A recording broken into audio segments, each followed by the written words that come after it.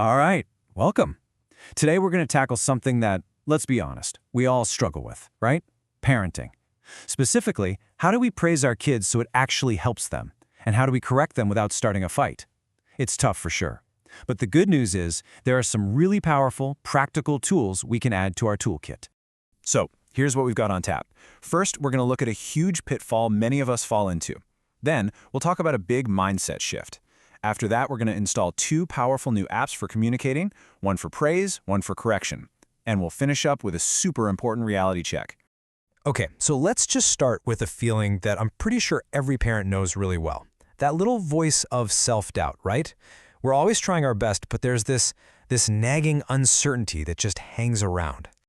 Think about this. Your kid runs up, so proud, holding a drawing of you. Your first instinct? Wow, you're a genius. But then, that little voice kicks in. Was that the right thing to say? Or later, they're having a total meltdown over the tablet, and you just snap and threaten to get rid of it. And again, did I handle that right? Yeah. That feeling is something we all share. So, this really common approach, where we use our affection as a kind of tool to get what we want, well, it actually has a name. It's called conditional parenting. It's when our love and our attention become the reward. You know the drill. If you don't put your pajamas on, mommy's not going to read you a story. What we're doing without even realizing it sometimes is teaching them that our love is something they have to earn, that it isn't just there for them, no matter what. And look, it might get them to put their pajamas on tonight, but in the long run, this method is, well, it's pretty flawed. It's a short-term fix that can actually hurt their self-esteem and chip away at that bond we have with them. And maybe the worst part, it creates this negative cycle, because let's face it, we often end up parenting the way we were parented. So the big question is, how do we break that cycle? Breaking the cycle starts with a fundamental update to our own internal operating system. It's about a huge mindset shift, moving away from being a dictator and stepping into the role of a true leader.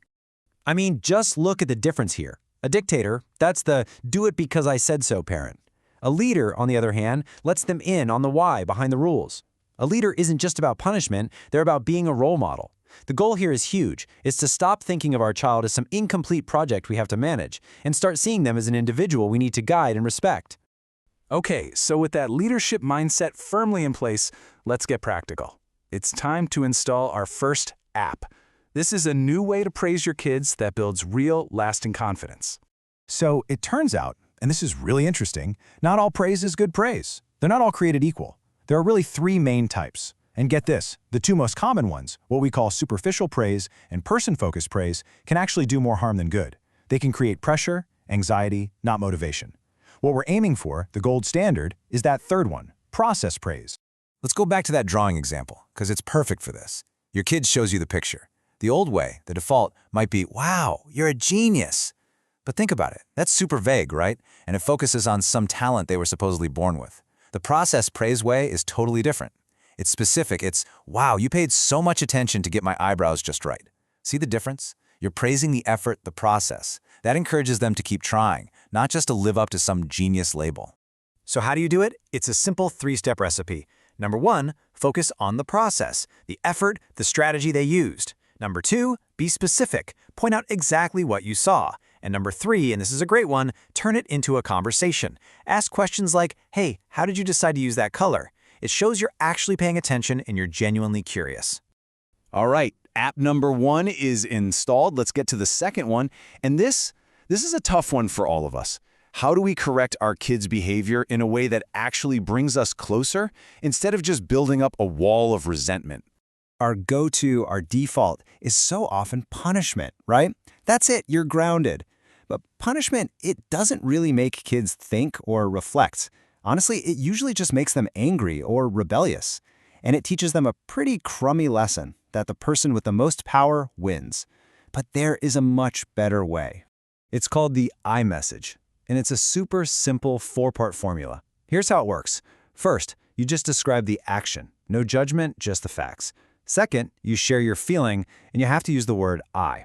Third, you explain the impact, why it's a problem. And finally, fourth, you make a proposal. You invite them to solve it with you.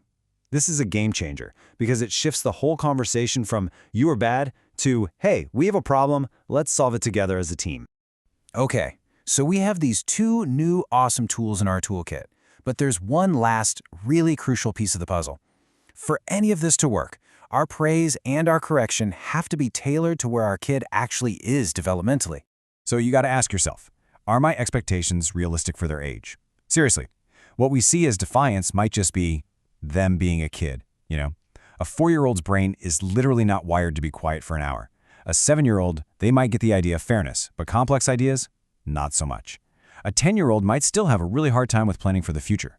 It's so easy for our idea of who they are to lag behind who they've actually become.